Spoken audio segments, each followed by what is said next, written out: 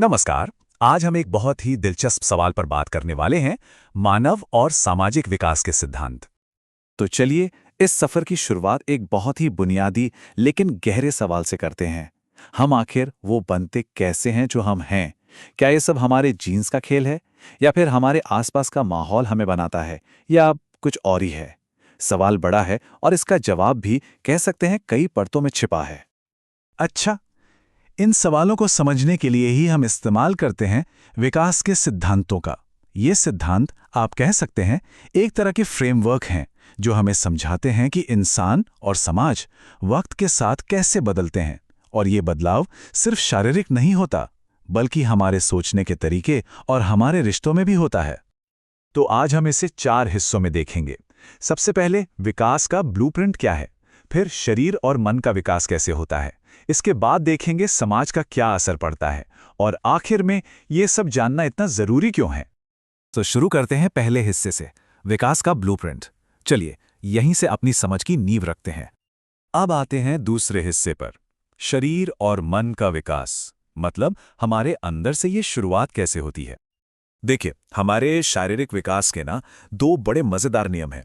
पहला है सेफ्लोकॉर्टिल। इसका सीधा सा मतलब है कि विकास सिर से पैर की ओर होता है। सोचिए, एक छोटा बच्चा पहले अपना सिर संभालना सीखता है और उसके बाद ही चलना, है ना? और दूसरा है प्रॉक्सिमोटिस्टिल, यानी विकास शरीर के केंद्र से बाहर की ओर होता है, रीढ़ की हड्डी से शुरू होकर उंगलियों तक। इसीलिए तो बच्चे पहले अपनी पूरी बांह हिलाते हैं और फिर धीरे धीरे उंगलियों से चीजें पकड़ना सीखते हैं। लेकिन बात सिर्फ दिशा की नहीं है, 2 और चीजें हैं। एक तो है निरंतरता, मतलब विकास एक लगातार चलने वाली प्रक्रिया है, ये कभी रुकती नहीं। और दूसरा है एकीकरण। इसका मतलब है कि हम आसान हरकतों से मुश्किल काम करना सीखते हैं, जैसे पहले सिर्फ हाथ पैर हिलाना और फिर उसी कंट्रोल से एक गेंद फेंक पाना। तो ठीक है, शरीर का विकास तो समझ में आता है, पर हमारे मन का क्या? हमारी सोचने समझने की शक्ति, हमारे एहसास, सही और गलत की पहचान, ये सब कैसे विकसित होता है? और यही सवाल हमें ले जाता है मनोवैज्ञानिक सिद्धांतों की दुनिया में। अब मन के विकास को समझने के लिए ना कई अलग अलग नजरिए हैं। जैसे कि पियाजे, उनका कहना था कि बच्चों की सोच अलग अलग स्टेज या चरणों में विकसित होती है। फिर है फ्राउड, जिनका मानना था कि हमारे बचपन के अनुभव ही हमारे बड़े होने पर हमारे व्यक्तित्व को तय करते हैं। और कोहलबर्ग ने इस पर बात की कि हमारी नैतिकता, यानी सही और गलत की समझ, कैसे धीरे धीरे स्वार्थ से बढ़कर ऊंचे सिद्धांतों तक पहुंचती है। चलिए अब आते हैं हमारे तीसरे हिस्से पर, समाज का प्रभाव। क्योंकि जाहिर है हमारा विकास अकेले में तो होता नहीं है। देखिए, कोई भी इंसान एक वैक्यूम में या कहें कि एक खाली कमरे में बड़ा नहीं होता। इसे समझने के लिए ब्रॉनफेन-ब्रेनर का सिद्धांत बहुत कमाल का है। वो हमारे माहौल को एक प्यास की तरह देखते हैं, जिसमें कई परतें होती हैं और हर एक परत का हम पर गहरा असर होता है। जैसे सबसे अंदर की परत में है हमारा परिवार, हमारे दोस्त, हमारा स्कूल, मतलब वो लोग जिनसे हम रोज मिलते जुलते हैं। लेकिन इसके बाहर भी परतें हैं, जैसे समाज के नियम, हमारी संस्कृति, देश की आर्थिक नीतियां। ये सब मिलकर एक तरह से हमें वो बनाते हैं जो हम हैं।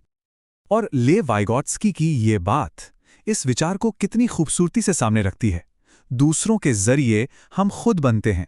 उनका जो सामाजिक सांस्कृतिक सिद्धांत है, वो यही कहता है कि हमारा दिमागी विकास हमारे समाज और हमारी संस्कृति से बातचीत करके ही होता है। असल में हम जो कुछ भी सीखते हैं वो दूसरों से ही तो सीखते हैं। और अब आते हैं हमारे आखिरी हिस्से पर, कि आखिर ये सारे सिद्धांत इतने मायने क्यों रखते हैं। अब हम व्यक्तिगत विकास से निकलकर राष्ट्रों के विकास तक की बात करेंगे। जब बात समाजों के विकास की आती है तो यहाँ 2 बड़े सिद्धांत आमने सामने आते हैं। एक है आधुनिकीकरण सिद्धांत।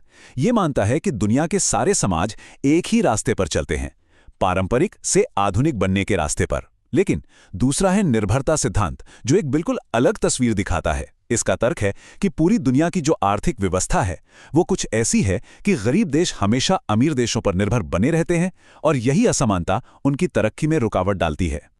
तो यहाँ सबसे जरूरी बात यह है कि अगर हमें इंसानी विकास की पूरी कहानी समझनी है तो हमें इन सभी नजरियों को एक साथ रखकर देखना होगा, जैविक भी, मनोवैज्ञानिक भी और सामाजिक भी। मतलब एक बच्चे के पहली बार सिर उठाने से लेकर पूरी दुनिया की अर्थव्यवस्था तक सब कुछ कहीं ना कहीं आपस में जुड़ा हुआ है।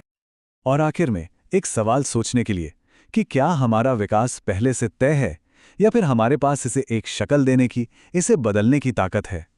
शायद कुदरत, परवरिश और हमारी अपनी मर्जी, इन तीनों के बीच का यही संतुलन है जो विकास की इस कहानी को इतना दिलचस्प बनाता है।